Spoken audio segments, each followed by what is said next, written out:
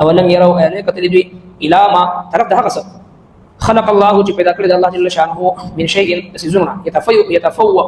چې ګرځوي ظلاله سور داغي عن اليمين د طرف والشمائل او بس طرف سجدا لله سجده کوي الله تعالی وهم داخلون او دوی عاجزي کوونکي دي ولله يسجد الله جل شانه سجده کوي ما في السماوات وما في الارض سجد پاسمانو کې دي هغه سجد پاسمانو کې دي من دابه د جاندارونو والملائکه وفرشتهم وهم لا يستكبرون او دوی غرور نه کوي يخافون ربهم يريد خبر ربنا من فوقهم چې دوی د پاسه دي ويفعلون او دوی کوي ما يؤمرون هغه چې دوی ته حکم کوي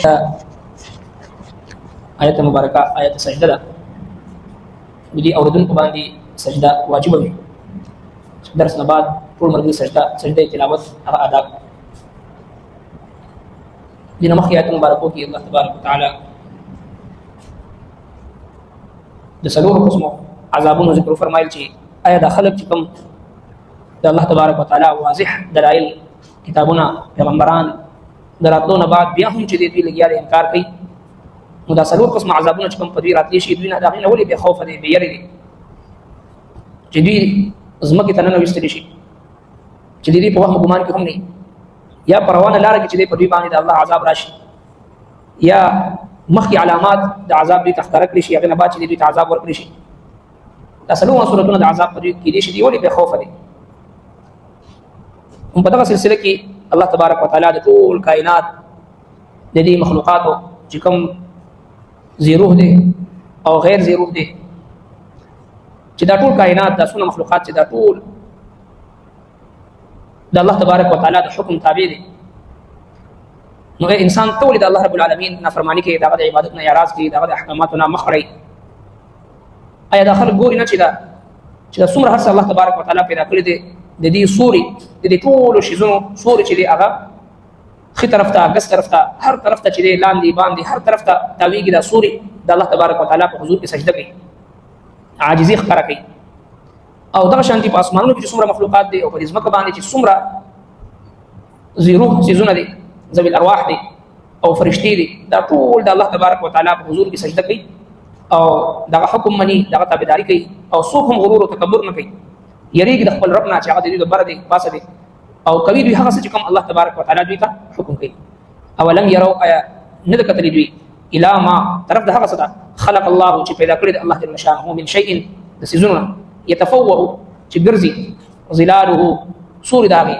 ظل مفرد ظلال داغي جمع سور داغي عن اليمين خي طرفته والشمائل او بس طرفته سجدا لله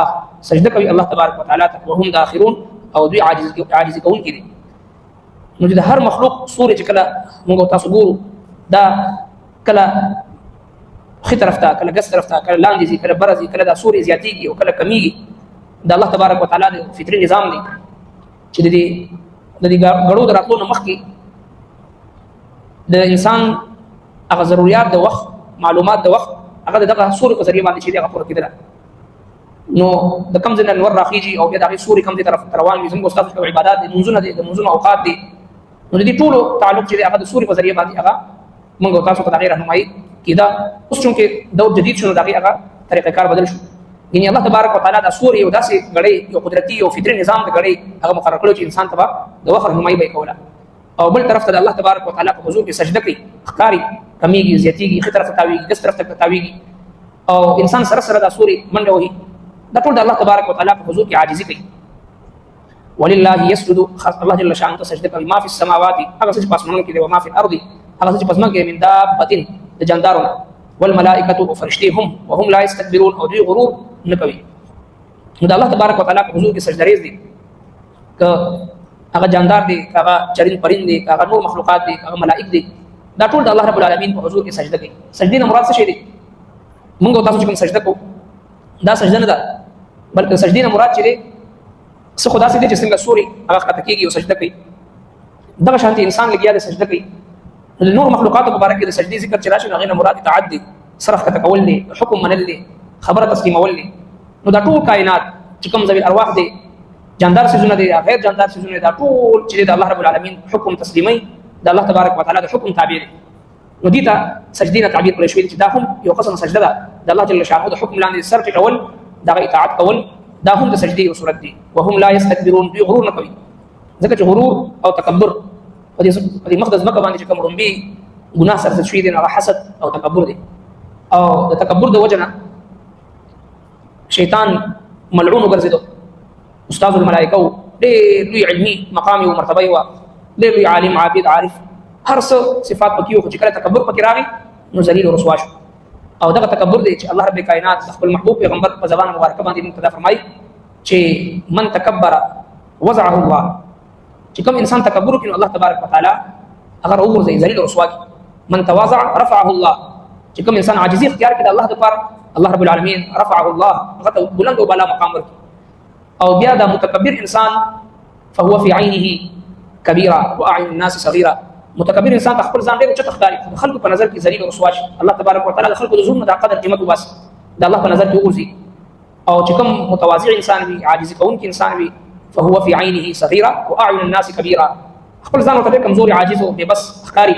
والله رب العالمین د خلق په زړونو کې دغه یو عظمت، یو قدر منزلت، یو مینه محبت د مخلوق په زړه کې دغه قدر الله تبارک وتعالى پیدا کړي.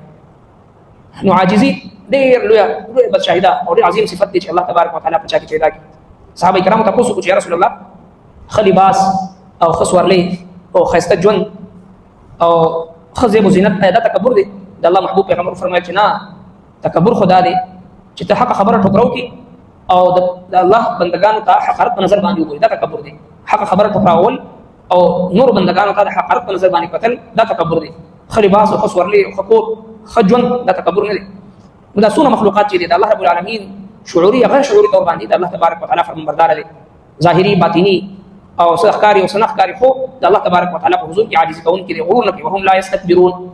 يخافون ربهم، يريد خپل ربنا من فوقهم چې دوی د پاسه دي، ويفعلون او دوی کوي ما يؤمرون، هغه څه چې دوی ته حکم کولی شي. ټول د الله تبارک وتعالى د حکم مطابق ژوند کوي. وان من شيء، سوره بني اسرائيل کې ذکر، وان من شيء الا يسبح بحمده ولكن لا تفقهون تسبيحهم. الله تبارک وتعالى فرمایي دا ټول مخلوقات د الله رب العالمین حمد او ثنا بیانوي، خو تاسو د دې په تسبیح او تهلیل او تحمید هغه باندې پوهیږئ نه. د هر یو مخلوق لګیا دی الله تبارک وتعالى ذکر کوي. دغه چرګ چې بانګ وایي قوموا قوموا ايها الغافلون، اواز کوي پاسې پاسې اے غافل خلکو پاسې. عین د مانځه په اوقاتو کې الله تبارک وتعالى دغه شروع ورکړی دی چې دې اواز کوي. ذکر نبی اسلام مبارک فرمایي چې لا تسبوا الديك فانه يوقظ للصلاه، تاسو د چرګ ته بدرت مو وایي، دا مانځه لپاره تاسو بیدار کوي. قوموا قوموا ايها الغافلون، پاسې پاسې غافل خلکو پاسې. دغه شانتي هر یو مخلوق چې आवाज روباسي د الله تبارک وتعالى تسبیح او تحمید او تهلیل بیانوي. سحر وخت کې چونکه عظیم د عبادت وخت وي، په دې وخت کې د ټول چرین پرنده ټول مخلوقات راپاسي، خصوصا د مارغان دوی دې په خپل انداز سره د الله تبارک وتعالى ذکر کوي. انسان چې د غور سره وتوکل بالکل د الله تبارک وتعالى د تسبیح او تحمید او تهلیل بیانوي، د الله ذکر کوي. خو د قسمتینا اکثریت مسلمانانو چې د غافل پراته سحر د مانځه اهتمام، د جمع سره د مانځه اهتمام او تلاوت د قران اهتمام کم تر خلق هغه، او دا عظیم وخت د رزق تقسیم وخت دی، د الله تبارک وتعالى طرف نه رزق تقسیم کیږي لګیاوي. اکثریت مسلمانانو په دا وخت ودی، نو دا د الله تبارک وتعالى ذکر کوي د څونه مخلوقات دي، ويفعلون ما يؤمرون، دوی کوي هغه څه چې د حکم کولی شي.